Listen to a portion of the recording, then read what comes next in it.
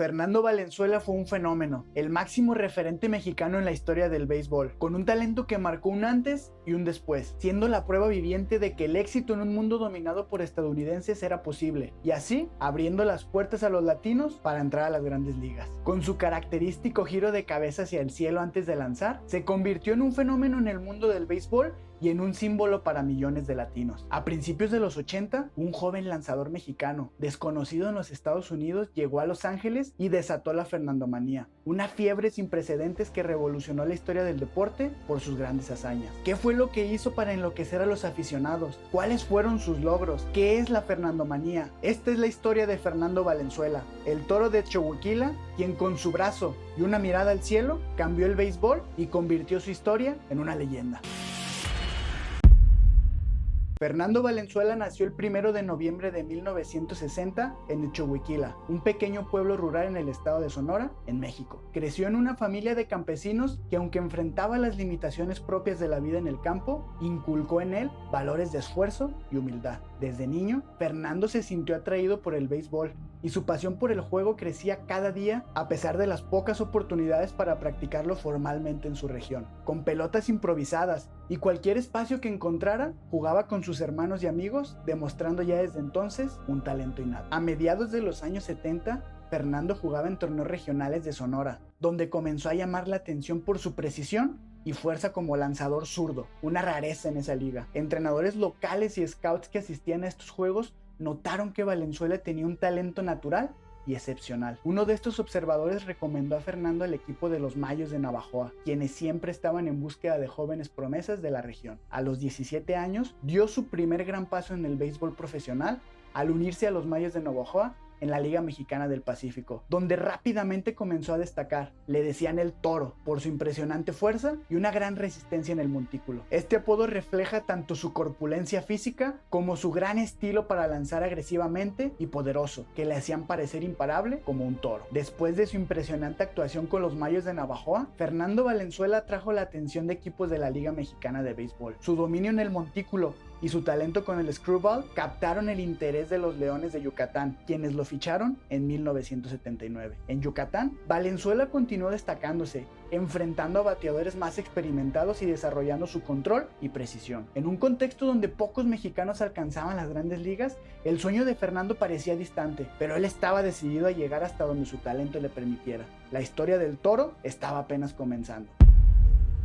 En 1979, el destino le tenía preparada una sorpresa. Un cazatalentos cubano llamado Mike Brito, que trabajaba para los Dodgers de Los Ángeles, estaba en México en busca de jóvenes promesas. Aunque Brito originalmente fue a observar a otro jugador, fue la potencia y técnica de Fernando las que cautivaron por completo su atención. A pesar de su juventud y poca experiencia, Valenzuela tenía un control magistral sobre la pelota y un aplomo que lo distinguían de otros lanzadores. Había algo que hacía a Fernando único en el montículo, su screwball, un lanzamiento extraño y sumamente difícil de dominar, que al lanzarlo tomaba un efecto inesperado, escapándose de los bateadores. Brito, impresionado, no dudó en recomendar a Valenzuela a los Dodgers. Su destreza con la screwball y una gran capacidad de soportar presión eran virtudes que ningún cazatalentos podía ignorar. Ese mismo año, los Dodgers no duraron en firmarlo, llevando a una joven promesa que aún no hablaba inglés y que llegaba a un país y a un equipo completamente ajenos para él. Sin embargo, Valenzuela estaba acostumbrado a los desafíos. Con un contrato firmado y la guía de Brito,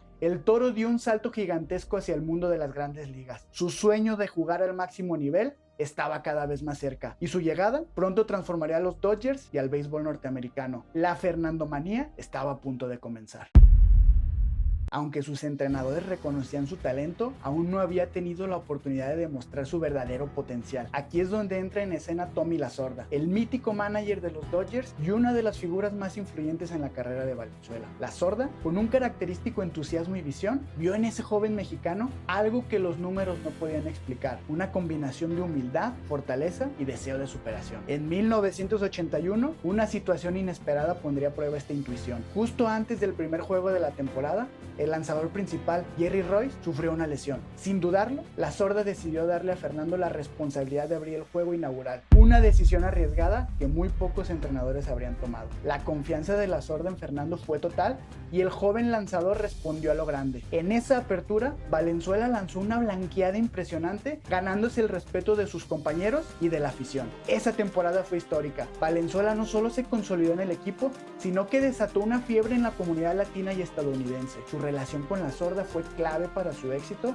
y el entrenador se convirtió en una figura paterna para Fernando. El éxito de Valenzuela en la Serie Mundial del 81 fue uno de los momentos más icónicos del béisbol, contribuyendo a cimentar la Fernandomanía y convirtiéndolo en una leyenda para los aficionados de los Dodgers y el béisbol en general. Gracias a Valenzuela, los Dodgers lograron vencer a los Yankees y ganar la Serie Mundial. Los Yankees iban ganando los primeros 2 juegos. Los números estaban en contra de los Dodgers y Fernando fue el designado para lanzar el tercer partido. Tuvo un inicio titubeante, pero su lanzamiento screwball y su mirada al cielo antes de cada lanzamiento se impuso, haciendo que los mejores bateadores de la época fallaran o se quedaran paralizados. Esta mezcla letal de técnica, fuerza y calma le permitió rescatar la serie para que los Dodgers se llevaran el campeonato. Este título fue el primero para los Dodgers desde 1965 y Valenzuela fue una de las principales figuras en ese logro, consolidando su estatus como uno de los jugadores más importantes y populares en el equipo. Fernando alcanzó cifras sorprendentes.